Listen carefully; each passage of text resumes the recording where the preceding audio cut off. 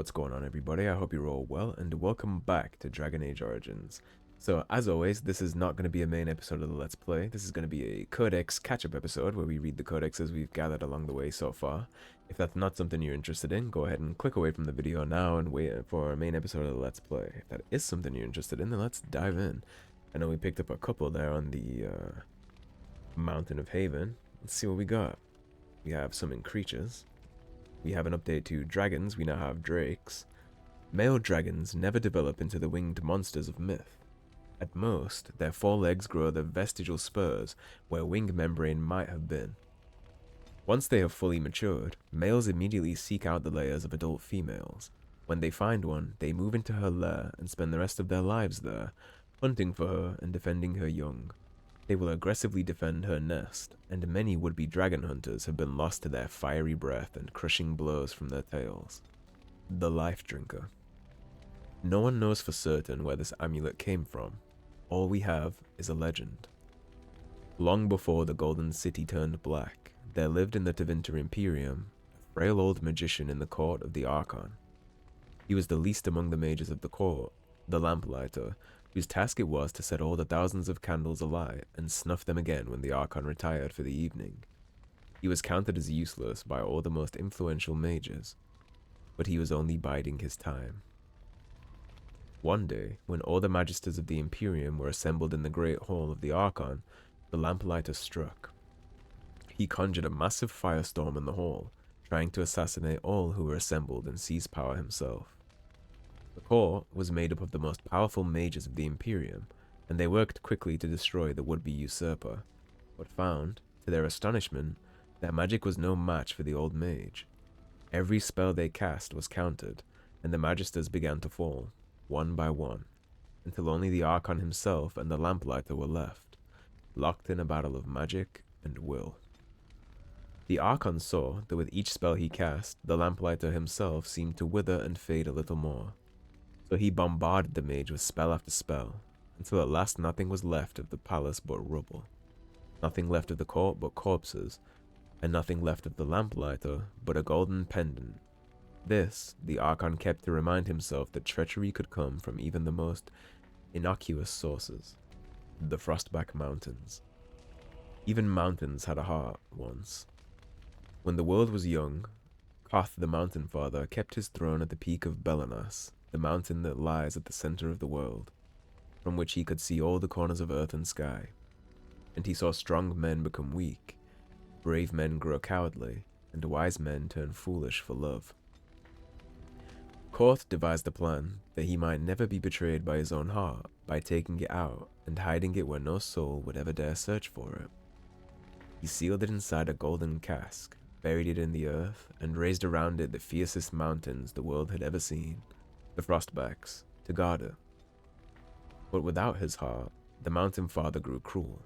His chest was filled with bitter mountain winds that shrieked and howled like lost souls. Food lost its flavor, music had no sweetness, and he lost all joy in deeds of valor. He sent avalanches and earthquakes to torment the tribes of men. Gods and men rose against him, calling him a tyrant, but with no heart, Koth could not be slain. Soon, there were no heroes left, either among men or gods, who would dare challenge Koth. The Lady of the Skies sent the best of her children, the swiftest, the cleverest, and strongest flyers, to scour the mountains for the missing heart, and for a year and a day they searched. But sparrow and raven, vulture and eagle, swift and albatross returned to her with nothing. Then, the ptarmigan spoke up, and offered to find the god chief's heart. The other birds laughed, for the ptarmigan is a tiny bird, too humble to soar, which spends half its time hopping along the ground. The lady would not give the little creature her blessing, for the mountains were too fierce even for eagles, but the ptarmigan set out anyway. The little bird traveled deep into the frostbacks. When she could not fly, she crawled. She hugged the ground and weathered the worst mountain winds, and so made her lonely way to the valley where the heart beat. With all the god's terrible deeds, the heart was far too heavy for the tiny bird to carry, so she rolled it, little by little, out of the valley and down a cliff, and when the golden cask struck the earth, it shattered. The heart was full almost to bursting, and the pain of it roused the mountain god to come see what had happened. When Korth neared his heart, it leapt back into his chest, and he was whole again. Then, Hakon Winter's Breath bound Korth's chest with 3 bands of iron and 3 bands of ice, so it could never again escape, and all the remaining gods named the Tarmegan honored above even the loftiest eagles. The Tarmegan, an Avar tale from Ferelden folklore and history by Sister Petrine, Chantry Scholar. Books and Songs, The First Blight, Chapter 3. The world during the First Blight was different from the world we know today. Aside from the civilized rule of the Imperium, humans as a race were largely barbarous and splintered, divided into clans and tribes and squabbling amongst ourselves for resources. At the same time, deep beneath Thedas' great mountain ranges spanned a dwarven culture as organized and advanced as ours was primitive. As the Darkspawn bubbled up to the surface from their underground layers, mankind first buckled and then fought back. The armies of Tevinter attempted to face down the multitudes of twisted creatures and the horrid rotting of the land around them, but they could not be everywhere at once. Human history remembers the First Blight as a time of terrible devastation, and those stories are accurate. But in our arrogance, we often forget the price paid by the dwarves in their isolated mountain kingdoms. The dwarves faced far greater hordes than humanity, as the Darkspawn challenged them for control of the underground. Despite the might and technology the dwarves brought to bear, the savage Darkspawn tore through them, first destroying the more remote things before swallowing up entire kingdoms. Think of it, an entire civilization lost in the space of decades.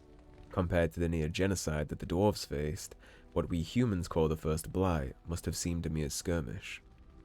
Against the Darkspawn, the dwarves' lands have always borne the brunt of the fighting and the majority of the sacrifices. 4 dwarven kingdoms finally managed to combine their might and fight back, and that cooperation saved them. But for the rest of their lands, it was too late. The Darkspawn had taken the deep roads, the majestic underground passages that linked the dwarven lands throughout Thedas. The Darkspawn could now attack anywhere on the surface through these tunnels. Humanity simply was not prepared for such an onslaught.